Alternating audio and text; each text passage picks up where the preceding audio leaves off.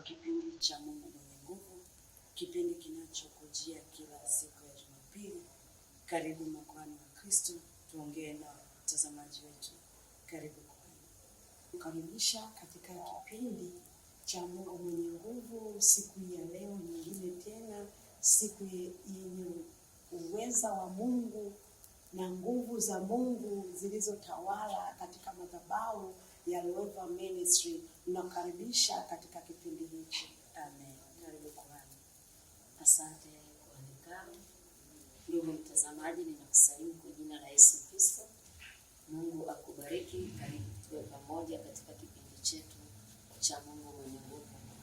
Unaweza kujiuliza kipindi maana ya Mungu mwenye nguvu ni nini? Hiyo tunaisoma pia katika ile Isaya sura ya 9 mstari wake ile kuanzia mstari wa 6. Anasema, maana kwa ajili yetu mtoto amezaliwa, tumepewa mtoto mwanamume, na uwezo wa kifalme utakuwa begani mwake, naye ataitwa jina lake Mshauri wa Ajabu, Mungu mwenye nguvu, Baba wa milele. Ina maana yeye alikuwepo na yupo na ataendelea kuwepo. Karibu sana na Mungu apate kukubariki. Amen. Barikiwa sana ndugu mtazamaji kwa utambulizi huu na makuhani wa Kristo. Tunaingia moja kwa moja katika vipindi ambavyo vinazidi kuendelea katika madhabahu hii ya Mlima wa Ibada inayoongozwa na kuhani Elia Abel Haule ambaye ndiye mbeba maono wa huduma hii. Siku ya Jumanne tulikuwa na ibada ambayo ilikuwa ni yenye nguvu na ilikuwa ni ibada ambayo ilikuwa inaongea habari za jinsi ya kutoka kwenye matatizo magumu. Karibu umwelezee ndugu mtazamaji kwa dakika chache. Asante kuhani. Jumanne tunamshukuru Mungu, alijionyesha, alijitukuza, alijidhihirisha kwa nguvu zake, kwa kuwa ameonekana kwa namna ya ajabu na ya kipekee. Uponyaji ulionekana, matendo makuu yalifanyika kwenye ibada ya Jumanne ya kutoka, jinsi ya kutoka kwenye matatizo magumu. Utatokaje kwenye matatizo magumu? Kwenye matatizo magumu utatoka kwa kuisikia sauti ya Mungu kwa kupitia watumishi wake. Tukisoma kitabu cha Yohana sura ya 10 mstari wa 4, naye awatoapo nje kondoo wake wote huwatangulia, na wale kondoo humfuata, kwa maana waijua sauti yake. Unaposikia sauti ya Mungu unamfuata Mungu, kwa kuwa Yesu anakuwa ameshakutangulia mbele. Naye awatoapo nje kondoo wake wote, naye anapowatoa nje kondoo wake wote huwa anawatangulia, na wale kondoo humfuata. Mungu akikutangulia hakuna kinachoshindikana, huwa unamfuata. Amen. Unafuata zile njia ambazo anapita yeye. Endelea pale. Kwa maana waijua sauti yake. Kwa maana wanaijua sauti yake. Amina. Hebu inua mikono yako, sema e Bwana Yesu. Sema tena e Bwana Yesu. Niko tayari leo kukufuata.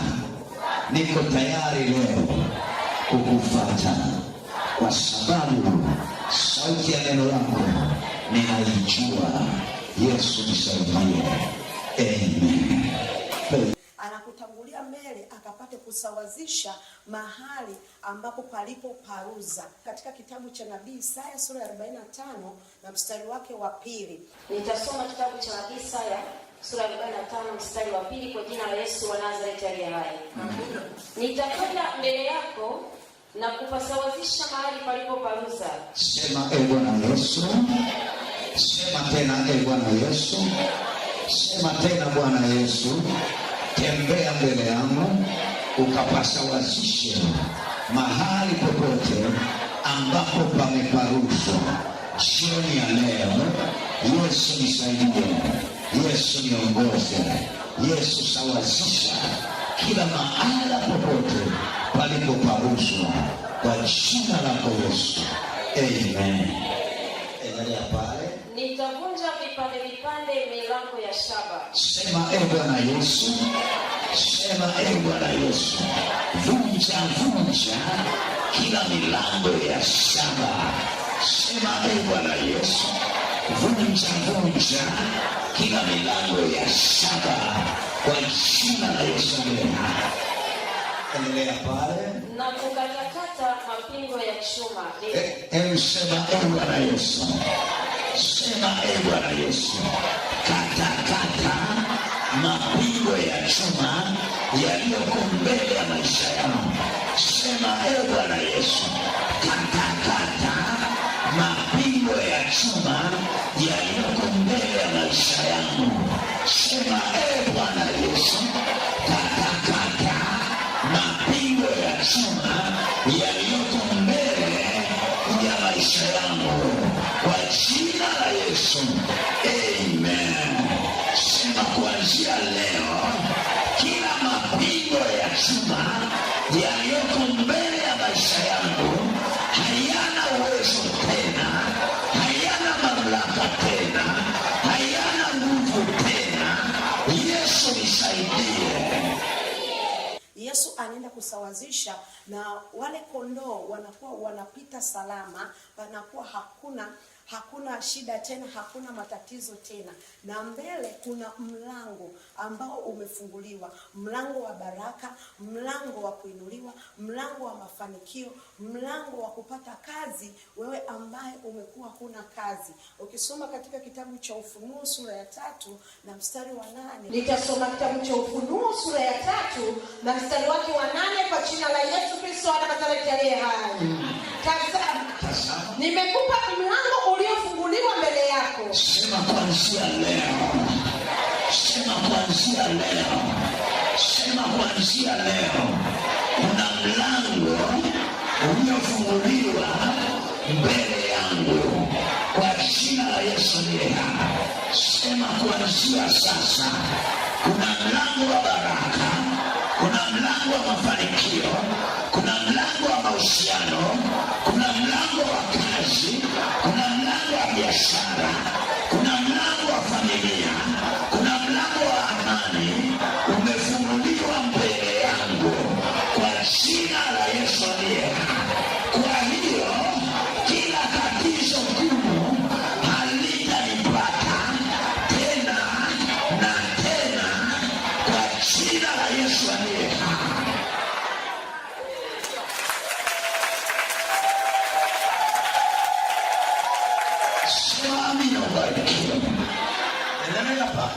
Ambayo hapana awezaye kuufunga, kwa kuwa unazo nguvu kidogo, nawe umelitunza neno langu, wala hukulikana jina langu. Sema amina ubarikiwe. Kuanzia leo, sema kuanzia leo, hakuna atakayeweza kufunga milango ambayo Yesu ameifungua mbele ya maisha yangu kwa jina la Yesu. Sema kila mlango uliofungwa na shetani ili nione magumu mbele ya maisha yangu, kuanzia leo malango ya baraka, malango ya mafanikio, malango ya maendeleo, malango ya mahusiano, malango ya kuendelea yako wazi daima na daima kwa jina la Yesu aliye hai. Yesu anasema amefungua mlango ambao hamna mtu ambaye ataweza kufunga. Haleluya. Amen. Sema Bwana Yesu. Kulia tena mwishilia. Sema Bwana Yesu. Kila tatizo sugu na matatizo magumu yanayokuja kwenye maisha yangu kuanzia siku ya leo yanaondoka kwa jina la Yesu. Sema ugumu wa maisha hautatokea tena kwenye maisha yangu kwa jina la Yesu. Sema ugumu wa madeni, ugumu wa kutokufanikiwa, ugumu wa kutokuendelea kwa jina la Yesu hautatokea tena kwenye maisha yangu, na kila itopo leo kwa jina la Yesu aliye hai. kwa jina la Yesu aliye hai, kwa jina la Yesu aliye hai, kwa jina la Yesu aliye hai. Ndugu mtazamaji, umemsikiliza kuhani wa Kristo akieleza, unapokuwa na shida yoyote, basi zama katika chumba chako cha siri, ongea na Yesu Kristo, sikiliza sauti yake, usikie anakuambia kitu gani au anakueleza namna gani ya kufanya juu ya tatizo ulilokuwa nalo. Kuhani Lucy, kuna umuhimu wa kufunga na kuomba kwa ajili ya kazi ya Mungu. Karibu kuhani. Amina. Asante sana kuhani Karo. Kuna umuhimu wa kufunga na kuomba kwa ajili ya kazi ya Mungu, kwa sababu Mungu kwanza anataka watu wanaomtafuta katika roho na kweli. Kuna tofauti kati ya makanisa ya zamani na ya sasa kwa namna yalivyomtafuta Mungu. Unajua, katika madhabahu ya Loeva tunajifunza vitu vingi, na baba yetu Yesu anampa mafunuo ya ajabu sana. Amen. Alifundisha pia, akagusia, akasema kwamba kanisa la kwanza, hususan kanisa la mitume, tunajifunza mfano kwa kanisa la mitume wa Yesu Kristo ambao Yesu aliwaacha. Walikuwa wao kwanza, kabla hawajafanya chochote, iwe ni huduma, iwe ni maendeleo, iwe ni jambo lolote, walikuwa kwanza katika maombi. Neno linasema walidumu katika ukumbi wa Sulemani kwa nia moja. Ukisoma ile Matendo ya Mitume 5 na mstari wa 12 na kuendelea pale. Lakini tunaona pia katika ile sura ya pili Yesu anawaelekeza na anambia kwamba ilikuwa ni siku ya Pentekoste. Kwa kuwa Yesu aliwaahidi kabla ya kupaa, aliwaambia kwamba nanyi mtaingoja ahadi ya Baba, yaani Roho Mtakatifu. Anasema nanyi mtapokea nguvu akisha kuajilia juu yenu Roho Mtakatifu. Unaweza kuisoma katika ile Matendo 2 ule mstari wa kwanza. Neno la Mungu linasema kwamba hata ilipotimia siku ya Pentekoste, walikuwako wote mahali pamoja, kukaja ghafla kutoka mbinguni upepo kama uvumi hivi. Amen. Yaani ukaijaza ile nyumba, nguvu ya Roho Mtakatifu ikawakalia. Kwa hiyo walipokea nguvu. Kwa hiyo katika huduma walipotoka sasa katika kuitangaza Injili, walikuwa na nguvu ya Roho Mtakatifu. Kwa hiyo mambo yoyote ambayo tunaweza tukayafanya sasa, kuna umuhimu wa kuombea kanisa na kuombea mambo yako. Kwanza kuliombea kanisa. Mungu anafurahi kwa Karo. Ndugu mtazamaji, Mungu anafurahi unapoomba kwa ajili ya kazi yake ili ipate kufanikiwa. Kwa sababu kanisa la sasa hivi lina tofauti kubwa. Yaani watu wanadili zaidi kwenye maendeleo kuliko kumtafuta Mungu. Kumbe mkimtafuta Mungu ndiposa yale maendeleo yanakuwa na wepesi. Mkiombea kazi ya Mungu, watumishi wa Mungu wanakuwa na wepesi katika utendaji. Mkiombea hayo maendeleo mnayoyatafuta, kama wewe ndugu mtazamaji unayehangaika na biashara na nini, ukiomba kwanza ukasimama kwenye maombi, kila kitu kinakuwa na wepesi. Kwa hiyo kuna tofauti ya kanisa la kwanza na la sasa. La sasa maendeleo kwanza, vingine vifuate. Lakini kanisa la mitume, maombi kwanza, tafuta uso wa Mungu, tafuta nguvu ya Mungu, kisha mengine yanatendeka. Kwa hiyo tunamshukuru sana Yesu kipekee. Madhabahu ya Loeva tunapokea material nzuri na vitu yaani madini ya dini ya kiroho. Kwa hiyo tunamtukuza Mungu sana. Kwa hiyo ndugu mtazamaji, penda kuomba kwa ajili ya kazi ya Mungu na kwa ajili ya mambo yako pia, ili ya kwamba Mungu apate kutangulia mbele yako kwa kila jambo. Amina. Na kwa lugha nyingine hapo kwenye maendeleo tunasema mahitaji ya kanisa. Unajua kanisa kama taasisi au ni kama huduma ya kijamii, inahitaji maendeleo pia. Kuna maono, kuwa na hospitali, kuwa na mashule, kuwa na vitu vingine na maendeleo ya hapa na pale. Sasa vitu vyote hivyo bila maombi, bila nguvu ya maombi, bila uwepo wa Mungu. Hata Musa mwenyewe alimwambia Mungu, kama hautakwenda nasi usituchukue kutoka mahali hapa. Ina maana uwepo wa Mungu ni wa muhimu. Ndio maana mchana aliwaongoza kwa wingu, aliwafunika na wingu. Alafu usiku akawatangulia kwa nguzo ya moto. Sasa ile nguzo ya moto ndio iliwafuata kipindi kile. Wakati Farao ameingia baharini na jeshi lake, Mungu akatenga ile wingu, akalihamisha ile nguzo, akaiweka nyuma ya Israeli, Afrika kaa mbele ya Farao na jeshi lake. Kwa hiyo ikawatenga. Kwa hiyo nguvu ya Mungu ni ya muhimu. Kuomba na kuliombea kanisa, kuombea kazi ya Mungu, hakika ni kitu kinachohitajika. Karibu Loeva fundisho namna kumtafuta Yesu mtazamaji. Amen. wa Kristo, leo tumekuwa na ibada ambayo imekuwa ni yenye mafunuo makubwa sana ambayo ni yanakupa kutafakari. Yes. Kwa mfano kwenye ibada ya utangulizi kuhani akaanza kwa kusema kwamba Mungu hata kupigania iwapo wewe hautaacha kujipigania wewe. Na Mungu anaangalia neno lake. Amen. Ili apate kulitimiza. Utakuwa na namna yote ya Mungu kusaidia au kuleta matokeo makubwa kwenye maisha yako pasipokuwa na maamuzi sahihi. Kwanza wewe kubadilika na kuziacha zile njia ambazo unaona Mwenyezi Mungu hazipendi kabisa na hazihitaji kabisa.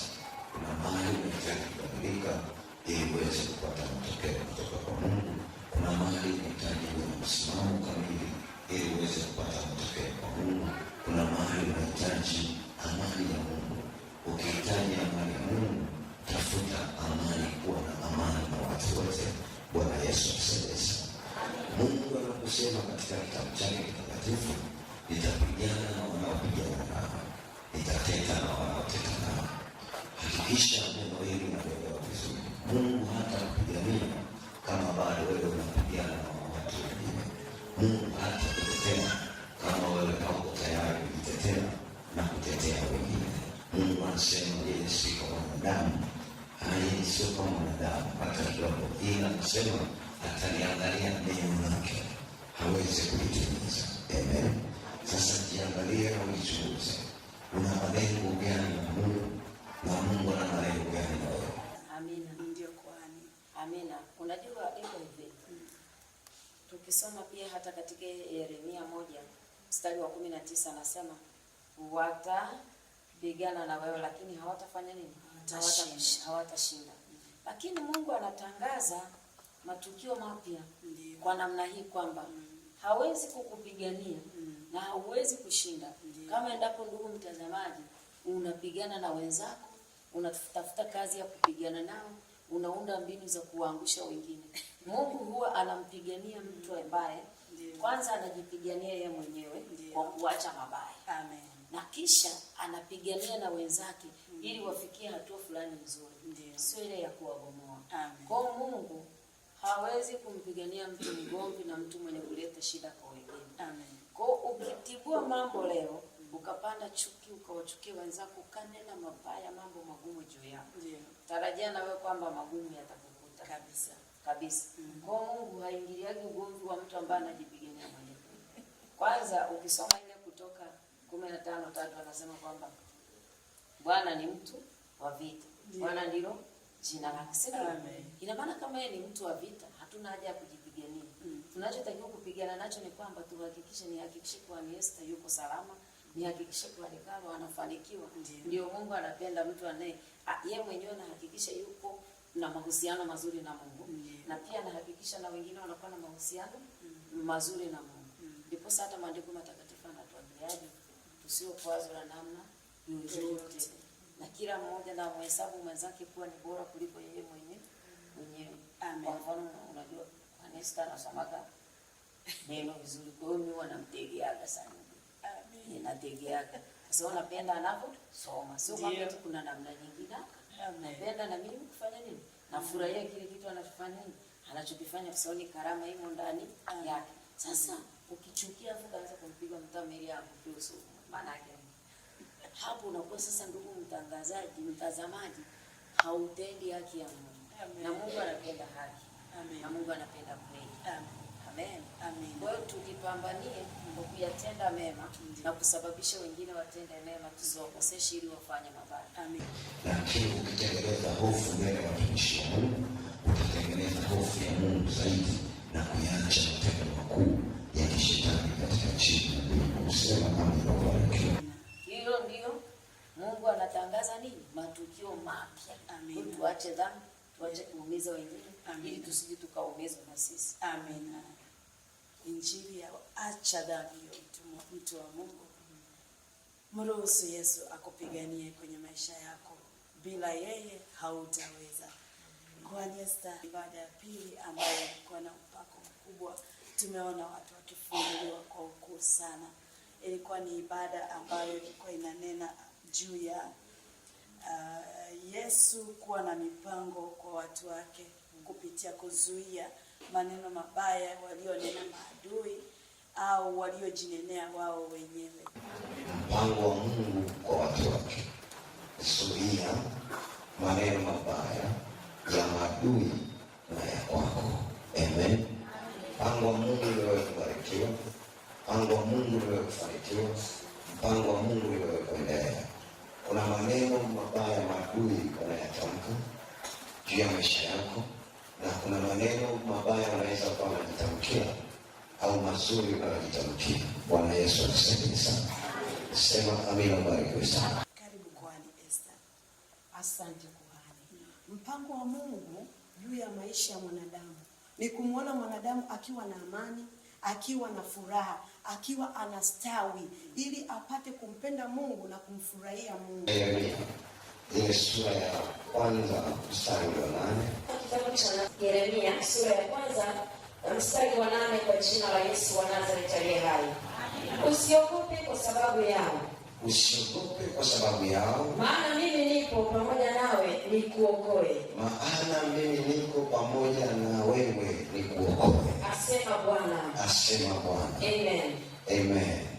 Huo ndio mpango wa Mungu kwenye maisha yetu. Amen. Nisomee na kile kitabu cha Zaburi ya 121 mstari wa 7. Tusome kwa. Nitasoma kitabu cha Zaburi ya 121 na mstari wa 7 kwa jina la Yesu Kristo wa Nazareti aliye hai. Bwana atakulinda na mabaya yote. Bwana atakulinda na mabaya yote. Atakulinda nafsi yako. Atakulinda nafsi yako. Amina. Sema amina, ubarikiwe. Ndio tena imamwambia hiyo ndio mipango ya Mungu kwa watu wake.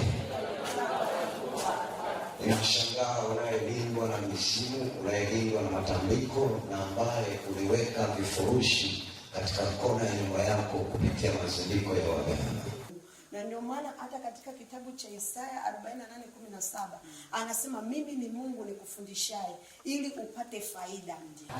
Kwa hiyo kuna faida sana ukiwa ndani ya Mungu. Kuna mipango mizuri ukiwa ndani ya Mungu. Anasema yeye ni Mungu anayekufundisha uweze kupata faida. Na ukishamwelewa, ina maana kwako wewe haitakiwi kuwa na hasara. Haleluya. Haitakiwi kuwa na hasara. Haleluya. Sema Bwana Yesu, niko tayari unifundishe siku hii ya leo niweze kupata faida.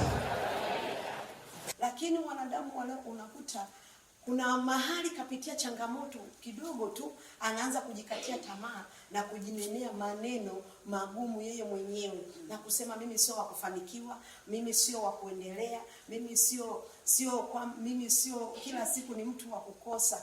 Au mpenzi mtazamaji, unapokuwa unapitia hali ngumu ya kupasa utulie na uanze kutafakari kwanza, ili Mungu atie akili mpya ndani yako, ili uweze kufikiri makubwa, uweze kufikiri hapa kwamba nitaweza, hapa ninaweza, kwa kuwa Mungu anatupa nguvu ya uwezesho ndani yetu. Na ndio maana akasema katika kitabu cha Wafilipi sura ya 4 mstari wa 13, ninayaweza mambo yote katika yeye anitiaye nguvu. Kwa hiyo kuna maneno, usijikatie tamaa. Usijikatie tamaa kwa kujinenea maneno yasiyofaa. Jinenee mema. Jifunze kujinenea maneno ya baraka. Jifunze kujinenea maneno ya ushindi. Na pia kuna mahali maadui wamekutamkia maneno magumu, na ndio maana uko katika hali ngumu mpaka majira haya. Kile unachokifanya hakitokei. Kuna mahali watu wamekunenea maneno magumu wakisema tuone kama ataendelea, tuone kama atavuka, tuone kama biashara aliyoianzisha itaendelea. Lakini ukimtegemea Yesu, ukimtumaini Yesu, biashara yako itaendelea na utastawi, na hakuna kitu ambacho kitakushinda kwenye maisha yako. Jifunze kujinenea maneno ya baraka, maneno ya ushindi, maneno ya mafanikio, ili uweze kushinda kwenye maisha yako. Kuna maneno mengi umenenewa na maadui, maneno ya laana ya kupasa uyafute kupitia kwa damu ya Yesu, ili upate kufanikiwa.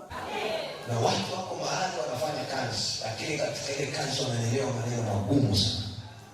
Aisha na mabosi wao, ni za watu walio wa chini na bado wamechukulia kawaida, lakini toka wanaendelea kunenewa, Bosi anaendelea, yeye amenyauka. Sema amina barikiwa sana. Sema amina barikiwa sana. Sema leo ninafuta hayo maneno ambayo ninanenewa nikiwa kazini, maneno ya kukatisha tamaa, maneno ya kunifelisha, kwa damu ya Yesu aliye hai. Yesu nisaidie.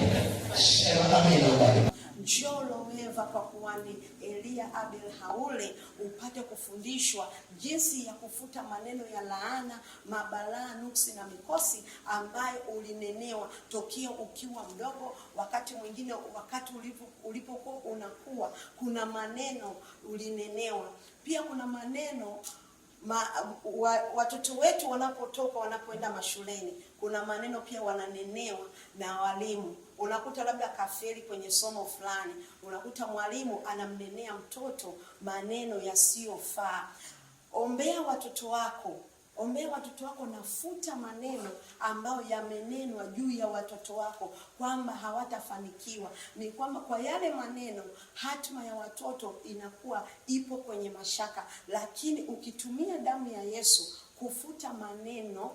kufuta yale maneno ambao watoto wametamkiwa, watoto wanakuwa wanafanyika kuwa baraka, wanafanyika kuwa ushindi. Karibu Loweva Ministry upate kufundishwa neno la Mungu ili uweze kuendelea na kuweza kupata faida kwenye maisha yako. Amen. Tunakukaribisha siku ya Jumanne. Tutakuwa na ibada ambayo ni nguvu, ibada ambayo itakuwa ni ibada ya uponyaji mkubwa. Amina. Ndugu mtazamaji, karibu sana katika ibada zinazofanyika katika madhabahu ya Loweva kila siku, hata siku ya Jumanne ukija utafikiri ni Jumapili.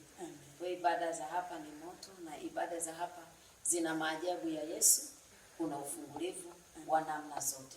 Tunakukaribisha kwa jina la Yesu, njoo, usihofu, haijalishi ya kwamba umepita kwa muda gani, lakini hebu njoo siku ya Jumanne uweze kupokea. Amina. Lakini pia vile vile kwa Nekaro katika wiki hii hiyo Jumanne pia Alhamisi kutakuwa na siku ya wamama, jambo la wamama. Jambo yani wakina mama tuna jambo letu. Wana jambo la wakina mama tu. Tuna jambo letu. Binti tulia. Kina mama tuna jambo letu. Kuna kitu ambacho Yesu amemshirikisha kuhani ili ya kwamba wamama waweze kulelewa na kufundishwa namna ya kumtumikia Mungu na namna ya kusimamia familia zao. Kwa ndugu mtazamaji, tunakukaribisha wewe mama popote uliko, na hata kama ni wewe babu unayetuangalia, mshirikisha mke wako aje ajifunze kwa namna moja au nyingine. Atakuwa pia na wewe amekuinua kupitia maombi atakayojifunza na vile atakavyovipata hapa Loweva. Karibu sana. Na pia tukimalizia pia hata siku ya Ijumaa pia kuhani anaonana na watu.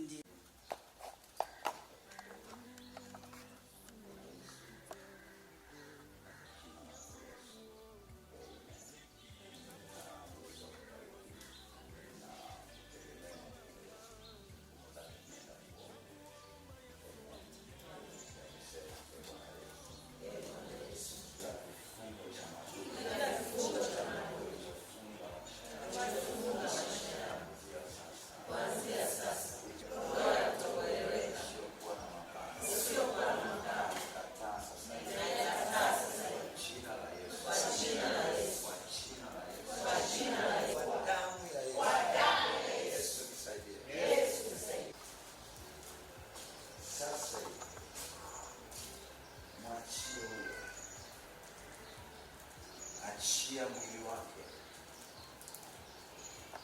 achia mikono yake, achia riziki zake sasa hivi kwa jina la Yesu lenye matokeo.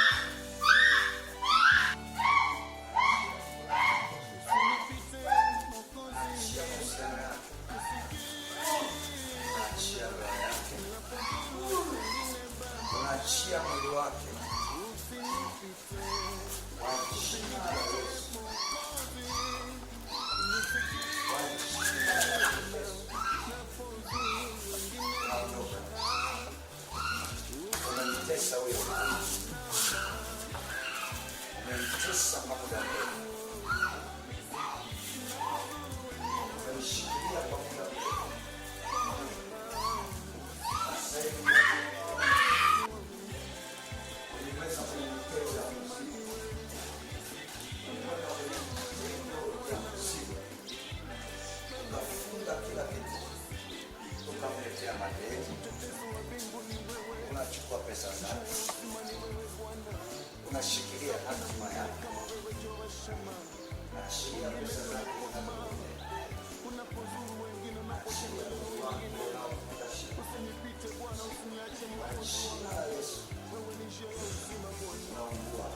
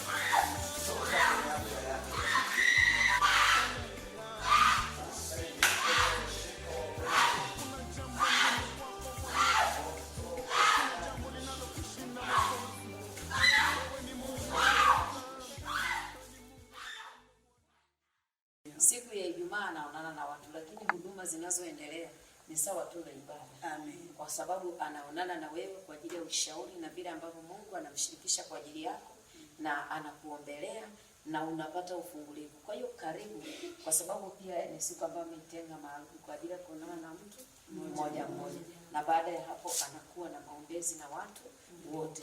Kwa hiyo ndugu mtazamaji, karibu, Yesu aweze kukubariki na kukufungua pia. Amina. Huduma yetu ya Lueva Ministry Mlima wa Ibada pia inapatikana katika mitandao ya kijamii Facebook, Instagram na YouTube pamoja na TikTok, na yote inapatikana kwa jina la Lueva Ministry au Kuhani Elia Abel Haule. Tunakusihi na kukuomba ukapate kulike, ukapate kucomment na kuweza kushare na watu wengi jinsi upendavyo. Kuna watu wengi sana nao wanahitaji neema hii. Kama neema hii imekufikia wewe, jaribu kushirikisha na wengine ili wapate kufunguliwa kupitia wewe, nao utakuwa umefanya uinjilisti kwa njia ya mtandao, na Yesu atakubariki sana. Na pia kwenye YouTube ina maombi mengi. Yapo maombi, zipo ibada ambazo ni za ufungulivu. Ukiingia mahali pale ukakutana na ibada zenye nguvu, zilizojaa nguvu na uweza wa Roho Mtakatifu ambayo Yesu ameuachilia kupitia kuhani wake Elia Abel Haule, nawe utafunguliwa, utajengwa nawe na Yesu atakubariki. Amen. Ndugu mtazamaji, usipuuze, tembelea mitandao ya jamii. Kuna jambo utapata kulifaidi kutoka kwa kuhani Elia Abel Haule. Na pia kuna wale wanahitaji kufika mahali hapa, basi panda gari lako, shuka kwenye kituo cha Kimara Suka. Unaposhuka pale, chukua bajaji au bodaboda, mwambie akulete kanisani kwa kuhani Elia Abel Haule, naye atakufikisha mahali hapa. Na pia kwa wale ambao wanahitaji mawasiliano kuhusu habari ambazo zinaendelea kwenye huduma au namna ya kupata vifaa vya kiroho, tumia namba hizi ambazo zinapita chini ya screen, nawe utapata maelekezo.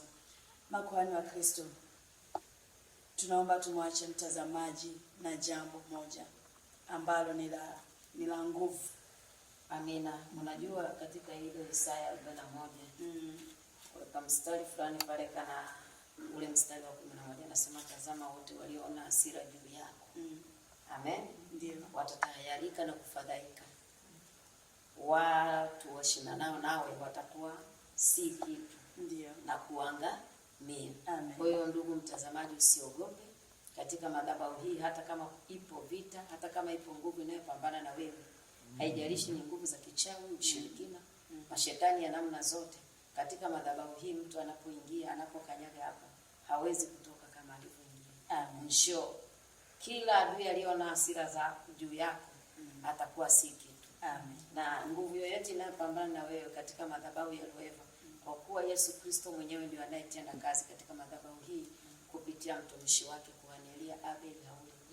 Njoo Yesu apate kukufariji na kukuinua uende katika hatua nyingine. Amina. Amen. Kuhani Esther, katika neno lako la mwisho, kumbuka kwamba Jumapili tuna ibada ya mwisho mwezi, ibada ya shukrani. Ongea na mtazamaji. Ndugu mtazamaji, tunakukaribisha katika ibada ya Jumapili, ibada ya shukrani, ibada ya Roho Mtakatifu, ibada iliyojaa nguvu na uweza wa Mungu. Tunakukaribisha kwa kuwa Jumapili ni ibada ya mafanikio ya kiuchumi, na pia vile vile watu wataombelewa, na baada ya kuombewa watu watapita kwenye kisima cha maji. Pia naweza kujiuliza maji, kisima cha maji ni uponyaji, maji ya uzima. Amen. Amen. Kwa kuwa katika Ufunuo 11 ule mstari wa 6 anasema, na hao wana amri ya kuzuia mvua isinyeshe. Ndio. Siku za unabii wao.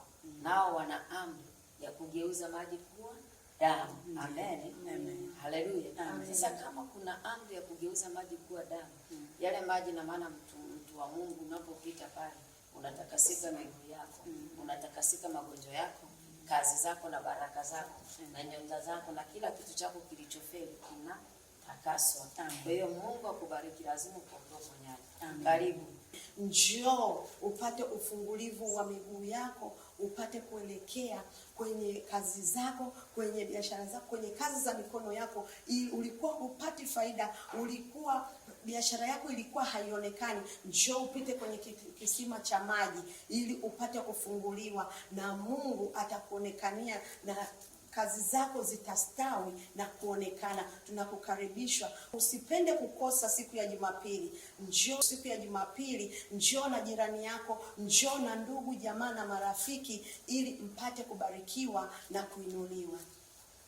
Amina. Ndugu mtazamaji, hatuna jambo la ziada zaidi, ni kukusihi na kukuomba, sogea kwenye madhabahu ya mlima wa ibada, sogea upate kuhudumiwa na mtumishi wa Yesu Kuhani Elia Abel Haule. Sogea wakati neema hii ingalipo. Kuna siku zinakuja neema hii haitapatikana. Usichelewe, chukua hatua. Makuhani wa Kristo, tumwambie mtumishi wetu bye bye, na tunakwambia bye bye.